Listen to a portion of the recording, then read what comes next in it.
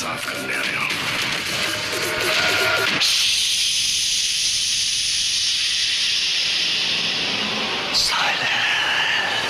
ভাইরে ভাই, গতকাল বলিউড ও ঢালিউড দুই ইন্ডাস্ট্রির দুই সুপারস্টারের টিজার প্রকাশ পেয়েছে, যা পুরো সিনেমা দুনিয়ায় আলোচনার ঝড় তুলেছে। ভাবতেও পারিনি সালমান খানের সিনেমার টিজারের সঙ্গে শাকিব খানের সিনেমার টিজার তুলনা করব, কিন্তু শাকিব খানের বরবাদ যেভাবে আলোচনায় এসেছে সেটার পর এটা করতেই হচ্ছে।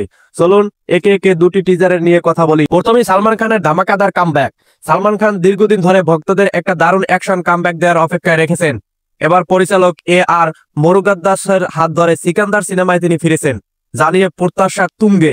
টিজার দেখেই বোঝা যাচ্ছে এটা তার আগের কয়েকটি সিনেমার তুলনায় অনেক বেশি স্টাইলিশ ও মেসিভ হতে চলেছে। টিজারে BGM, ক্যামেরার অ্যাঙ্গেল আর সালমানের সোহাগ একদম লেভেল পারফেক্ট ছিল। গল্পের ধারণা অনুযায়ী সালমান এক ধনী পরিবারের সন্তান, যে সমাজের দুর্নীতির বিরুদ্ধে লড়াই করে।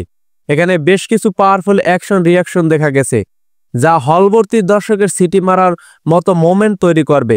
যদিও নায়িকা রশ্মিকা মান্দার উপস্থিতি খুব বেশি গুরুত্বপূর্ণ মনে হয়নি, তবে সালমান খানের ক্যারিশমা পুরো টিজার দখল করে রেখেছে। এই সিনেমা ঈদে মুক্তি পাচ্ছে, আর বলিউডের সালমানের রাজত্ব ফেরানোটা নিশ্চিত মনে হচ্ছে।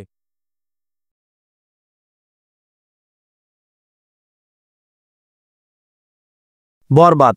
এবার আসি শাকিব খানের ক্যারিয়ারের অন্যতম সেরা টিজার বরবাদ নিয়ে। পরিচালক মেহেদী হাসান হৃদয়ের প্রথম সিনেমা হলো, তিনি যে এতটা পাওয়ারফুল একটি টিজার বানাবে সেটা অ্যাকসেপ্ট করিনি।